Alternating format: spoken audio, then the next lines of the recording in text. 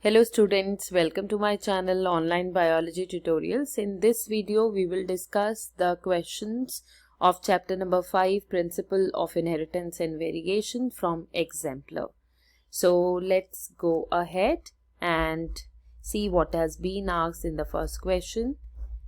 The first question says that all genes located on same chromosome form different groups depending upon their relative distance. Form one linkage group, will not form any linkage group, form interactive groups that affect the phenotype. So out of all the options that are given here, option number B is the right answer.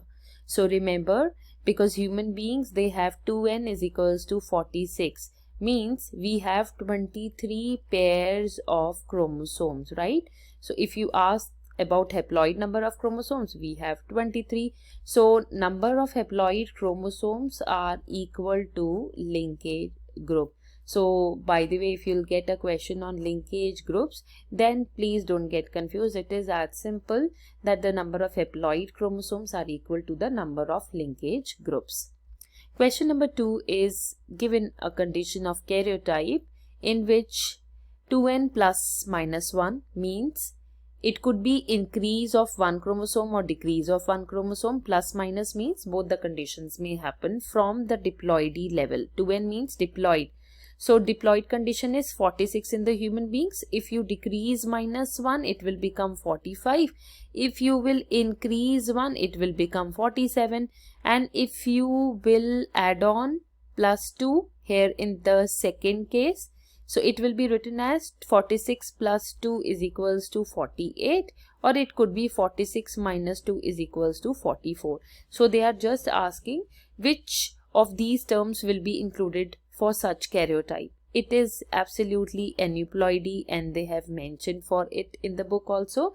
Aneuploidy was of two types rather. If there is increase in the chromosomes, it was known as hyperploidy, and if there is decrease in the chromosome, it is hypoploidy. For your race, I will be sharing the playlist of this chapter at the end of this video. So if you are not sure about any concept, then you can see it.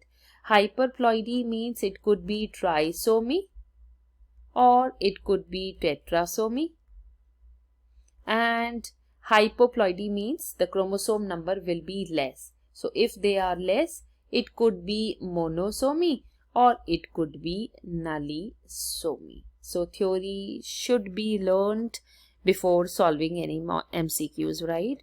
Distance between the genes and percentage of recombination.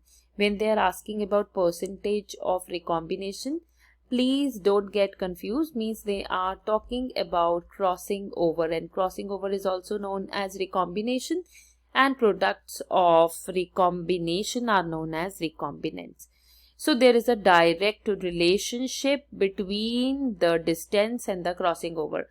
That means if the distance is more, crossing over will be more. If the distance is less, crossing over will be less. Remember, linkage is inversely proportional to crossing over. Means if crossing over is more, then linkage will be less, and distance is also inversely proportional to the linkage. Means if distance is more, linkage will be less. If distance is less, linkage will be more.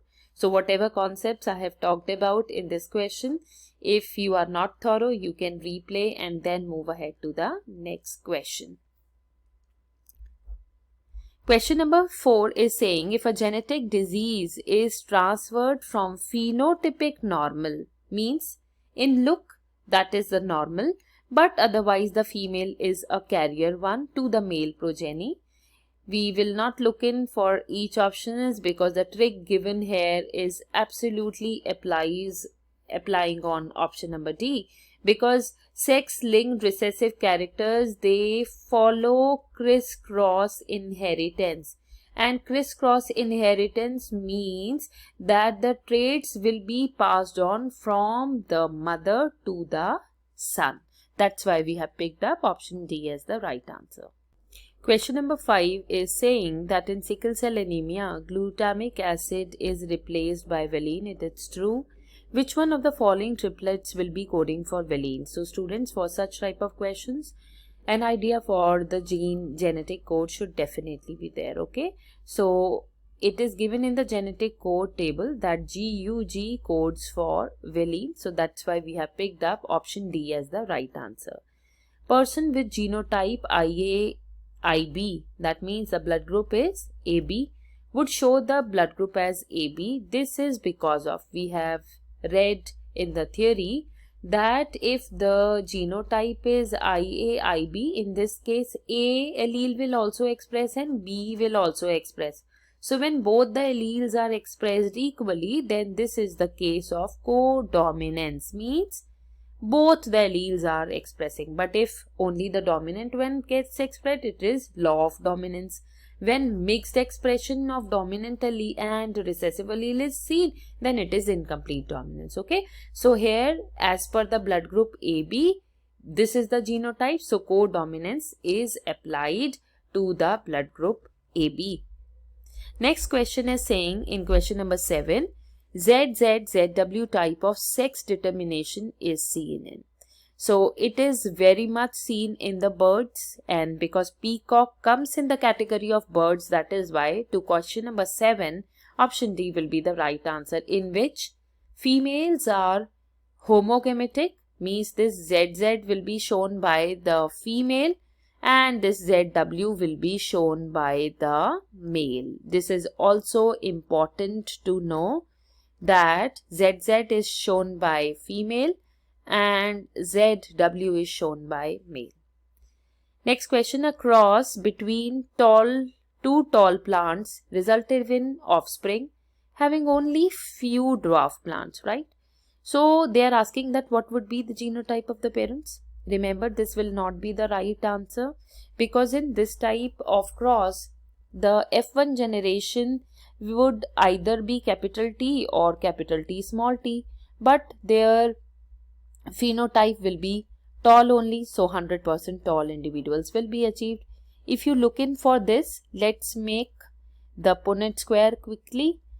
These are the genotypes which are being given to you, so I have written them, and see here we will get capital T here, capital T small t here, capital T small t here, and small t here. So in this type of cross, 75% of the individuals are tall and rest 25%, because they are homozygous recessive, they will be dwarf, right? So this could be the answer. Let's move on. This will not be the answer, because again 100% of the population will be tall. In this type of cross, if you will find out that 50% of the tall character will come and 50% of the dwarf character will come. But in the question, they are saying few dwarf. So if you compare 50% dwarf here in option D with 25% of dwarf in option B, which one is less? 25% is less. So without hitch, we will be marking option B as the right answer. Question number 9 says, in a dihaploid cross, if you get 9:3:3:1 ratio, it denotes that alleles of two allele genes are interacting with each other. Is it an example of multigenic inheritance? Is it a case of multiple allelism? Or option D, the allele of two genes are segregating independently. So whatever they have said in option number D, this is the right option. Next question on this page says that which of the following will not result in variations amongst siblings. So variation will always arise by crossing over, but they are asking not. Okay, so right answer is linkage, because linkage is the ability of the genes to stay together during the heredity transmission. Question number 11 is asking, Mendel's law of independent assortment holds good for genes that are situated. So he was successful because the alleles, the genes, were located on the non-homologous chromosomes. Occasionally, a single gene may express more than one effect, and whenever more than one effect is there, it is called as pleiotropy. And examples of pleiotropy are also very important. One is phenylketonuria and another is sickle cell anemia, because the people who are the carriers of sickle cell anemia, they don't suffer from malaria, because malaria is a protozoan disease caused by Plasmodium. So Plasmodium never completes its life cycle in the RBCs that are sickle shaped. Next question is question number 13. In a certain taxon of insects is the keyword here. They are saying that some individuals was with 17 chromosomes and some were with 18. We need to find out the sex basing upon the chromosome number. Very easy. In insects, you should know what type of sex determination was there. Females were homomorphic, right? And males were heteromorphic, where XO was the genotype of the male. And O here refers to the absence of the sex chromosome. So that means it is clearly understood that males will be one chromosome less than the female. So they are asking 17 will be the which sex? So 17 will be the male and 18 would be the female, right? So option A is the right answer to it. The inheritance pattern of a gene over generations among humans is studied by the pedigree analysis.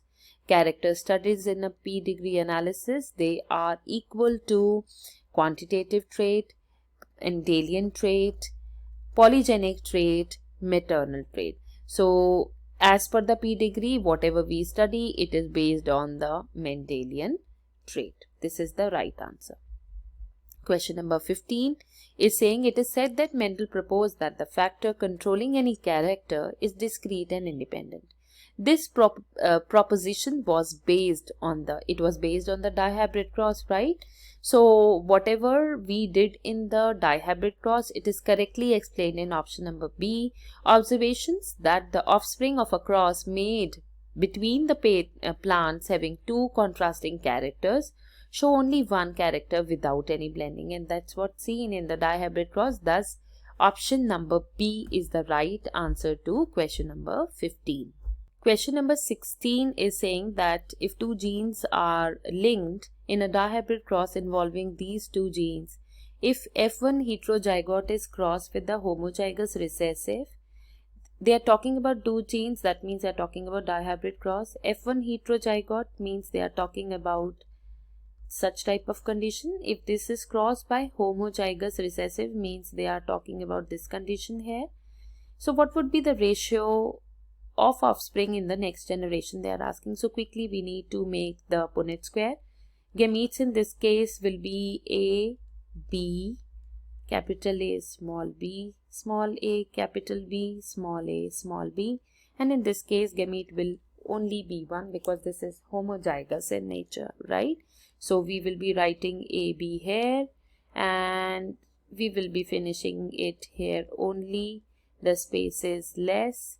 Please watch it carefully. Capital A, small a, capital B, small b, capital A, small a, small b, small b, small a, capital B, small b, small a, small a, small b, small b. If you look into these four genotypes, everybody is different, right? So this will be 1:1:1:1:1.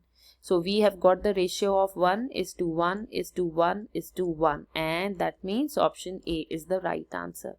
Remember, in this type of cross, this one and this one, they are resembling the parents, right? But if you look in for the one that are being colored by pink, they are the new combinations. So new combinations will come in the category of recombinants or the products of crossing over, right? In the F2 generation, question number 17, of a Mendelian dihybrid cross, the number of phenotypes and genotypes are. So number of phenotypes and genotypes are, if you need to find out, complete dihybrid cross Punnett square should definitely be there in your mind. And in that Punnett square, we saw that 9:3:3:1 ratio was attained, right? So phenotypes were 4. That means option B is ruled out. Now phenotypes 4 are given at 3 places. So we need to work out for genotype, right? If you see for genotypes, don't go for this option A. This is absolutely wrong because they are asking that genotypes, different variety of genotypes, how many were they? So this can be found out by the genotypic ratio. In genotypic ratio of the dihybrid cross, if you will go on counting the numbers, I mean how many ratios are being written, so there will be 9 numbers. That means 9 types of genotypes were there. So this makes option D as the right answer. Next question. Mother and father of a person have of O blood group have A and B blood group respectively, means a child is there with blood group O and mother and father, they have a blood group of AB. So what are they asking? They are asking what would be the genotype of the parents.